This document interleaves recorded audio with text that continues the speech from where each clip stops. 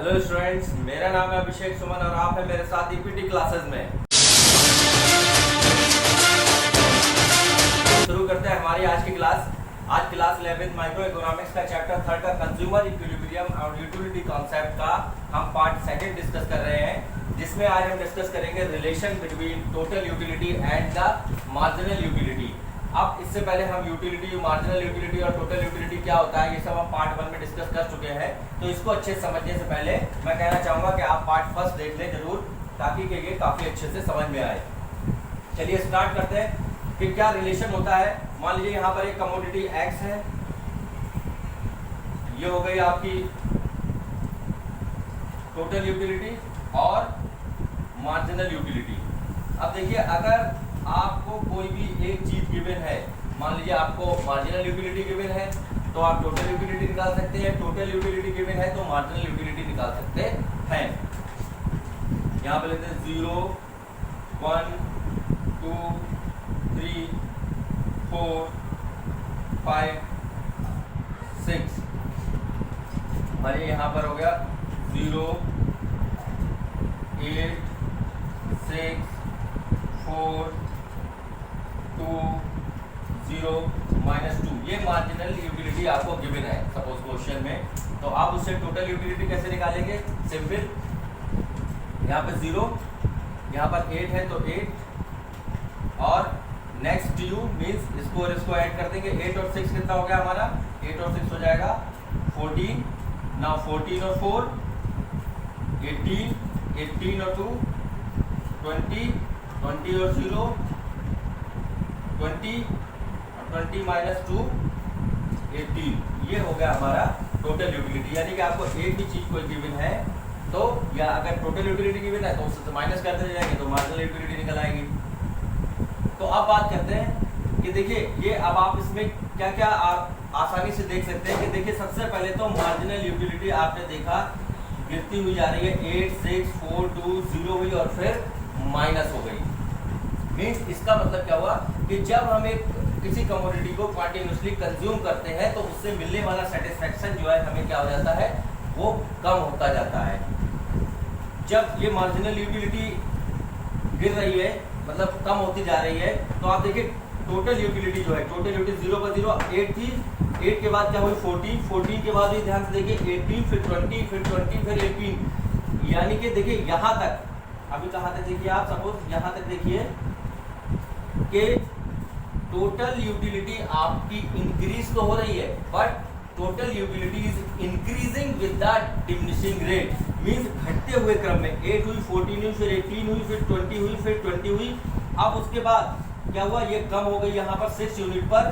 क्यों? क्योंकि यहाँ पर क्या था, मार्जिनल यूटिलिटी जो था वो माइनस में पहुंच गई। यानी कि जब हमारा मार्जिनल यूटिलिटी माइनस में हो जाती है तब क्या होता है, तब हमारी TU जो है, total utility start to decrease. Total utility start to decrease. अब देखिए सबसे पहला क्या है इसमें रिलेशन हमें समझ में आया कि TU means total utility will be maximum. Total utility कहां पर मैक्सिमम होगी? When the marginal utility is 0। जब मार्जिनल यूटिलिटी 0 है तब टोटल यूटिलिटी आप यहां पर देख सकते हैं, this is the maximum. Total utility start to decrease. Total utility जो है वो कम होना शुरू हो जाती है कब? When the marginal utility becomes minus. जब हमारी मार्जिनल यूटिलिटी माइनस में हो जाती है तब क्या होता है, हमारी जो टोटल यूटिलिटीज है वो क्या हो जाता है, वो स्टार्ट टू डिक्रीज। तो वो कम होना शुरू हो जाता है 18, फिर यहाँ पे 16 हो जाएगा, फिर और कम होता चला जाएगा।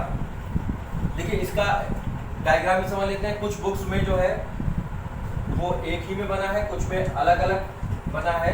तो जैसे आपको ठीक लगे वैसे बना लीजिएगा। मैं एक ही में बना दे रहा हूँ। यहाँ पर मान लीजिए आपका यूनिट्स हो गई, हमारी कितनी 6 है, 1 2 3 4 5 6।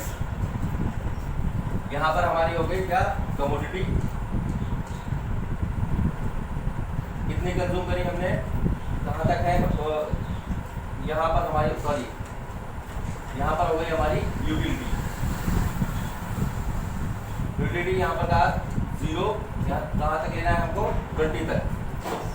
4 लेते हैं, 4 8 12 16 मान लीजिए, और यहाँ पे हो गया हमारा 20।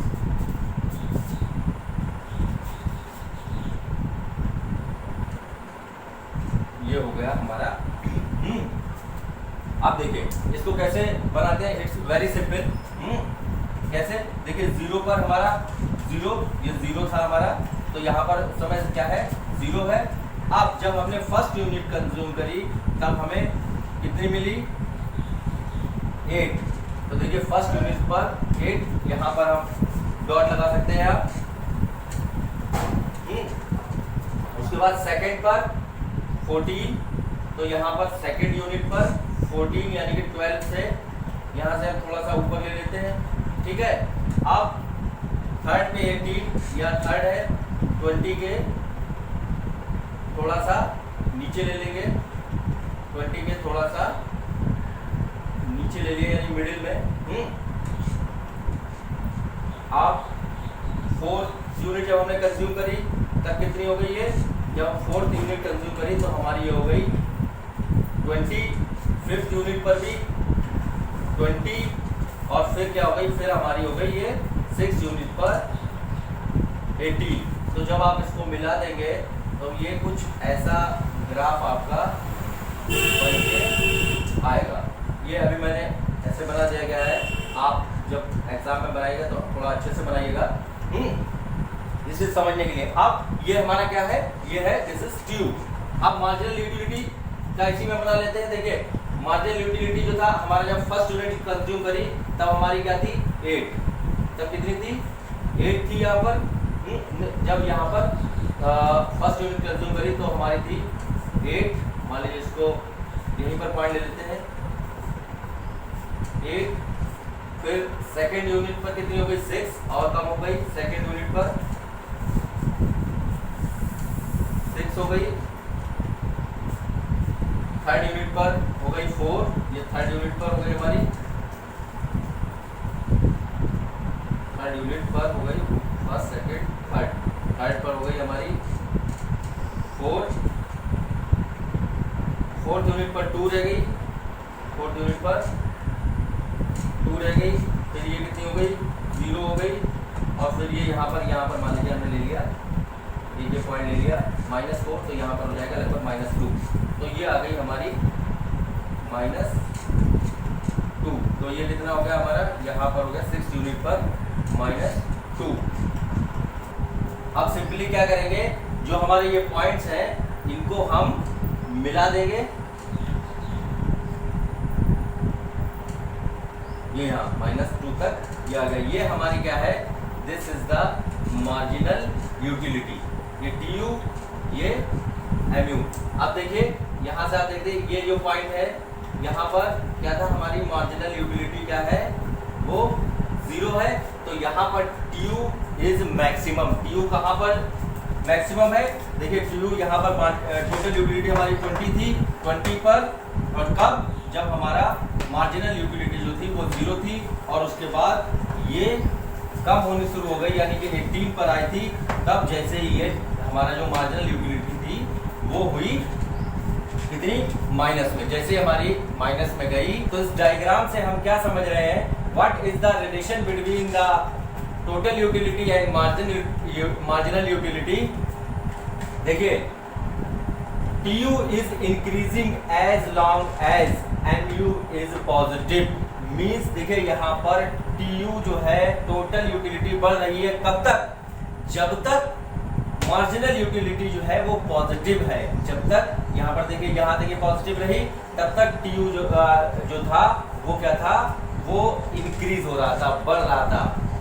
अब when MU is 0 TU is maximum। जब यहाँ पर MU जो है मार्जिनल यूटिलिटी 0 हुई तब TU कितना था, मैक्सिमम था।